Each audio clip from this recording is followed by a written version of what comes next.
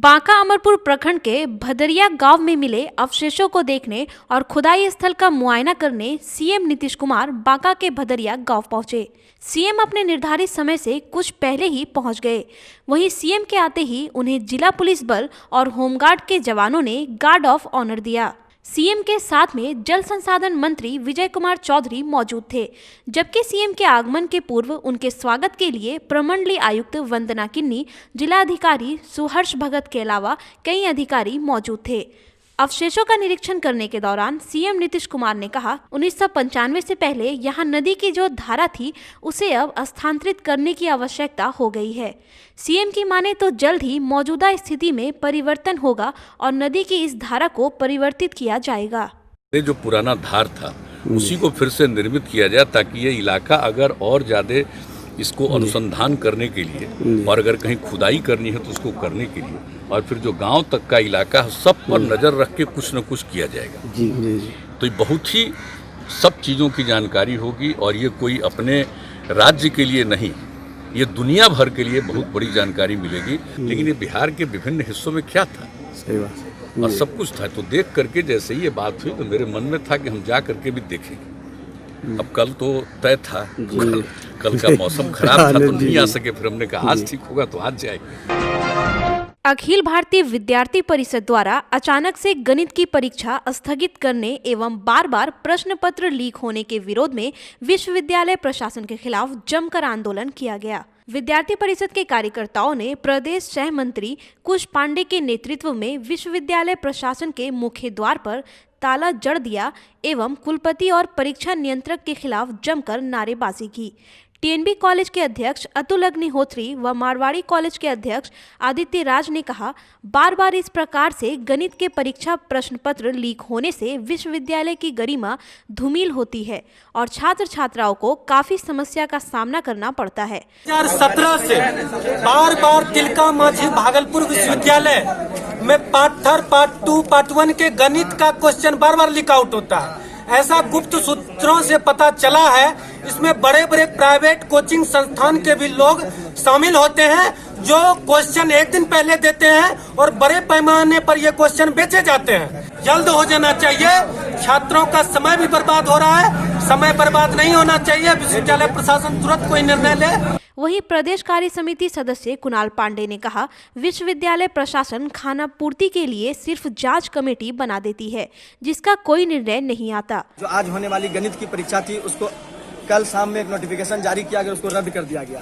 बाहर से पढ़ने वाले विद्यार्थी हैं जो दूर दराज से आते हैं परीक्षा देने के लिए, उनका परीक्षा अचानक से रद्द कर दिया गया, जिसके कारण काफी छात्र छात्राओं को आज परेशान होना पड़ा, कॉलेज से घूमना पड़ा। तो हम लोग आज यहाँ पर आंदोलन कर रहे थे क्योंकि विगत कुछ दिन पहले जो पहले परीक्षा हुई थी उसमें गणित का प्रश्न पत्र लीक हुआ था, विश्वविद्यालय की गरिमा धूमिल हुई थी।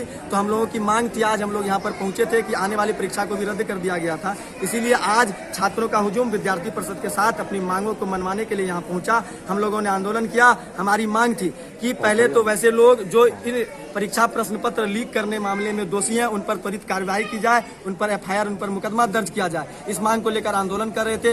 दूसरा कि 6 महीना कोरोना काल के कारण आज परीक्षा का लेट, बहुत देर से परीक्षा हो रहा था और उसके बाद इस तरह रद्द कर देने से छात्रों का भविष्य अधर में लटक रहा था। तो हमारी दूसरी मांग थी कि उनका इसी महीने में परीक्षा लिया जाए। विद्यार्थी परिषद के आंदोलन को देखते हुए परीक्षा नियंत्रक आंदोलनरत छात्रों से बात करने के लिए उपस्थित हुए। परीक्षा नियंत्रक को उग्र छात्रों के आक्रोश का सामना करना पड़ा और अंततः विश्वविद्यालय द्वारा इसी महीने में बाकी 3 परीक्षा की नई तिथि की घोषणा की गई एवं छात्रों को आश्वस्त किया कि 7 दिन के अंदर जांच समिति द्वारा निर्णय लेकर दोषी पर उचित कार्रवाई की जाएगी। तब छात्रों का गुस्सा शांत हुआ।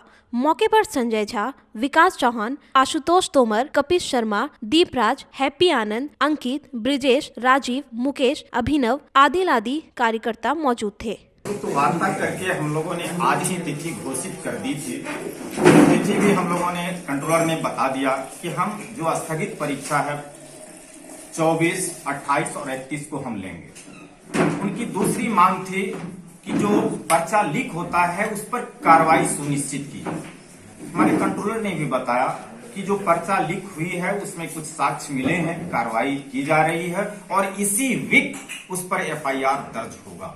पहले तो छात्रों का व्यवहार बहुत अच्छा इसका नहीं था, जो हमारे विश्वविद्यालय के छात्र का ऐसा प्रतीक नहीं होता। निश्चित रूप से बाहरी कुछ तत्व है जिस पर हम लोग माननीय कुलपति महोदय के आदेश से निश्चित रूप से संज्ञान लेंगे। विगत 7 दिनों से विक्रमशिला दुग्ध उत्पादक सहकारी संघ के द्वारा सुधा दूध के उत्पादन में कमी होने से इसका असर अब आम नागरिकों पर भी पड़ने लगा है। दूध का उत्पादन कम होने के कारण सुधा के बूथों पर एक टाइम ही दूध उपलब्ध हो पा रहा है, जबकि ग्राहकों की शिकायत है कि दूध की कमी होने के बाद दुकानदार उनसे प्रति किलो 2 रुपया ज्यादा की दर से कीमत वसूल रहे हैं। लेने के लिए आए हुए हैं। तो क्या दूध मिल रही है? दूध नहीं मिल रहा, एक सप्ताह से आते हैं, घूर के जाते हैं, कहीं विलेज में लेना पड़ता है, नहीं प्रॉपर नहीं मिल पाता है। 2 रुपया लीटर पर ज्यादा लेके दिया जाता है। कौन, सुधा दूध या और किसी ब्रांड का? कहाँ पे 2 रुपया ज्यादा? घंटाघर से। दूध के उत्पादन में आ रही कमी की जानकारी को लेकर विक्रमशिला दूध उत्पादक सहकारी संघ के प्रबंध निदेशक हेमेंद्र कुमार ने बताया, लॉकडाउन पीरियड में अंडर फीडिंग होने के कारण और पशुओं को हरा चारा ना मिल पाने की वजह से दूध के उत्पादन में कमी आई है, जिस कारण यह समस्या उत्पन्न हुई है। दूध के उत्पादन में हुई कमी को पूरा करने के लिए अब दूसरे राज्यों से दूध मंगाकर उसकी आपूर्ति की जाएगी और 2 दिनों के अंदर इस समस्या का समाधान हो जाएगा। अंडर फीड हुआ तो उसका इफेक्ट आज उसके प्रोडक्टिविटी पे भी पड़ रहा है। और ये अभी हरा चारा भी खत्म हो गया बाहर आने से, तो हरा चारा भी अब आ गया है, अब वो उसका साइज हो गया, अब कटेगा हरा चारा। और उसका जब कटिंग शुरू होगा, हरा चारा जब अनुकूल मिलेगा तो जनवरी मिड तक या जनवरी तक पूरा, ये हम लोग का एक्सपेक्टेशन है कि सारा फिर से वो स्थिति में आ जाएगा कि सारा जानवर का प्रोडक्शन फिर से अपने आप वहां पे, और पर डे हम 15,000 लीटर दूध महाराष्ट्र से लेंगे। और कल परसों सुबह से 100% एज पर डिमांड जितना दूध और प्रोडक्ट सारा मार्केट में सप्लाई दिया जाएगा। भागलपुर सिविल कोर्ट परिसर में जिला विधिक सेवा प्राधिकार की ओर से आयोजित ऑनलाइन ई राष्ट्रीय लोक अदालत कार्यक्रम का शुभारंभ जिला एवं सत्र न्यायाधीश अरविंद कुमार पांडे ने दीप प्रज्वलित कर किया। राष्ट्रीय विधिक सेवा प्राधिकार के निर्देश पर भागलपुर सिविल कोर्ट में राष्ट्रीय लोक अदालत का आयोजन किया गया, जिसमें भागलपुर समेत कहलगांव और नवगछिया कोर्ट के मामलों की सुनवाई एक एनजीओ की सहायता से वर्चुअल मोड में किया गया। जिला विधिक संघ की रूपा कुमारी ने कहा, ई राष्ट्रीय लोक अदालत में बिजली, बैंक, डाकघर समेत सैकड़ों वादों का निपटारा आपसी समझौते के आधार पर किया गया। विधिक सेवा प्राधिकार के निर्देशों के अनुसार बिहार राज्य विधिक सेवा प्राधिकार के मार्गदर्शन में हम लोगों ने ई लोक अदालत, ऑनलाइन लोक अदालत, राष्ट्रीय लोक अदालत ने पहली बार आयोजन किया है। हम लोगों ने कोशिश किया है कि 1 से 11 के बीच जितने भी केसेस हम लोगों ने ऑनलाइन पोर्टल पर सामा के डाला है, मैट्रिमोनियल डिस्प्यूट हो, फैमिली डिस्प्यूट हो, MSCT के केसेस हो, बैंक इंश्योरेंस के मामले हैं, सारे मामलों को हम लोगों ने प्री काउंसलिंग के माध्यम से निपटाने की कोशिश की है।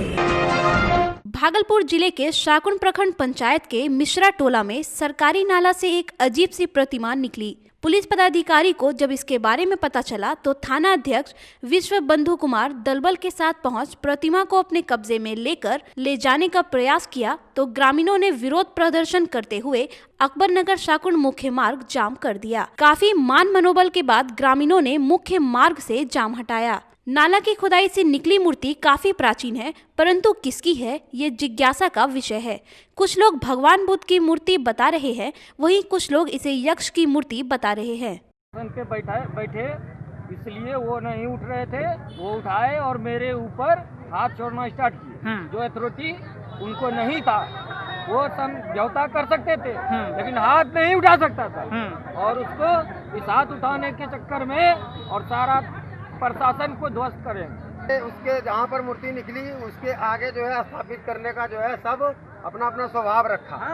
वहाँ पर सब मिल करके जो है सहमत हो गया कि ठीक है यहाँ रखा जाएगा।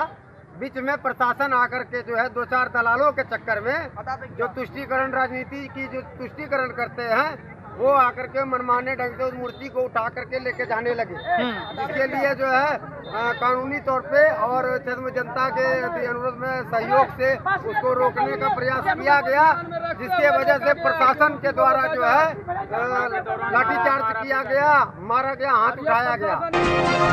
भागलपुर स्टेशन चौक पर नागरिक संघर्ष मोर्चा के बैनर तले विभिन्न मांगों के समर्थन में 1 दिवसीय धरना का आयोजन हुआ।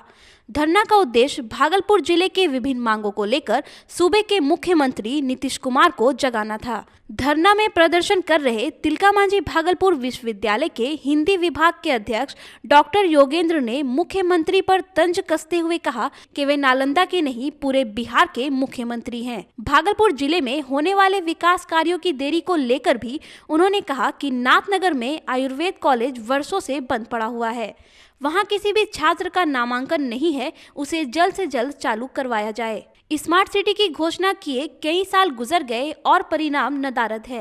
भागलपुर स्मार्ट सिटी क्या, ये तो एक आदर्श शहर भी नहीं बन सका। देखिए, नीतीश कुमार मुख्यमंत्री हैं बिहार के, नालंदा के नहीं है। नालंदा में विकास हुआ, भागलपुर में जो विकास के कार्यक्रम यहाँ आए, DRM ऑफिस आया, वह बंद हो गया। हम लोग जो यहाँ बैठे हुए हैं कि भागलपुर में जो कार्यक्रम आया था, चाहे विक्रमशिला केंद्रीय विश्वविद्यालय हो या DRM ऑफिस हो, इसको तत्काल लागू किया जाए। भारतीय जनता पार्टी के राष्ट्रीय प्रवक्ता सैयद शहनवाज हुसैन का जन्मदिन भागलपुर के स्थानीय श्री गौशाला में मनाया गया। इस कार्यक्रम का नेतृत्व पार्टी के पूर्व जिलाध्यक्ष नरेश चंद्र मिश्रा ने किया एवं धन्यवाद ज्ञापन नभय चौधरी ने किया। भारतीय जनता पार्टी के कार्यकर्ताओं ने गरीब एवं असहाय व्यक्तियों, महिलाओं के बीच कंबल वितरण का कार्यक्रम किया। सभा के माध्यम से अपने नेता शहनवाज हुसैन को बधाई देते हुए कहा कि हमारे नेता भागलपुर का गौरव और देश की शान है। इस कार्यक्रम में मेयर सीमा शाह, प्रमोद प्रभात, प्रदीप जैन, शरद वाजपेयी, जिला मीडिया प्रभारी इंदु भूषण झा समेत दर्जनों कार्यकर्ता उपस्थित रहे। अंग के गौरव, देश की शान, नाम है जिनका सैयद शहनवाज हुसैन। आज उनका जन्म दिवस 12 तारीख को हम भारतीय जनता पार्टी के कार्यकर्ता मना रहे हैं। भारतीय जनता पार्टी के द्वारा तिलका मांझी चौक पर पश्चिम बंगाल के मुख्यमंत्री ममता बनर्जी का पुतला दहन तिलका मांझी मंडल अध्यक्ष पंकज सिंह के नेतृत्व में किया गया। अध्यक्ष पंकज सिंह ने मुख्य रूप से कहा कि बंगाल में जिस रूप से तानाशाही सरकार चल रही है, सब लोग जानते हैं, और जिस रूप से बंगाल में भाजपा एवं संघ से जुड़े कार्यकर्ताओं की हत्या हो रही है एवं भाजपा के राष्ट्रीय अध्यक्ष JP नड्डा और बंगाल के प्रभारी कैलाश विजयवर्गीय एवं युवा मोर्चा के राष्ट्रीय अध्यक्ष तेजस्वी सूर्या पर जानलेवा हमला किया गया, उससे प्रतीत होता है कि बंगाल में लोकतंत्र समाप्त हो गया है। आज हम तमाम भागलपुर सहित पूरे देश के कार्यकर्ताओं में हमारे अध्यक्ष, राष्ट्रीय अध्यक्ष के ऊपर हुए हमले का प्रतिरोध मना रहे हैं। जिस प्रकार से ममता बनर्जी बंगाल में निरंकुश हो गई हैं और तालिबानी शासन वहाँ चला रही हैं, उसका हम कड़े रूप से प्रतिकार करते हैं।